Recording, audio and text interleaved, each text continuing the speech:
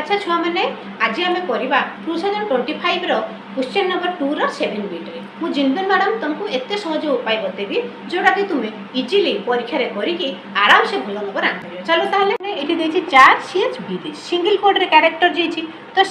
B केते value अच्छी capital B अच्छी तापर देखिए 4 CHR character dot to lower case CH माने ये जो सीटा अच्छी बी एटा लोअर केस अच्छी तो एटा कन्वर्ट हो स्मॉल केस को केते हेबो ताहले बी स्मॉल बी हे गला। ओके स्मॉल बी पर कौन हम ना एठी केते आसी इंट 4C - 10 तो स्मॉल बी रो वैल्यू हमें केते जानचू 98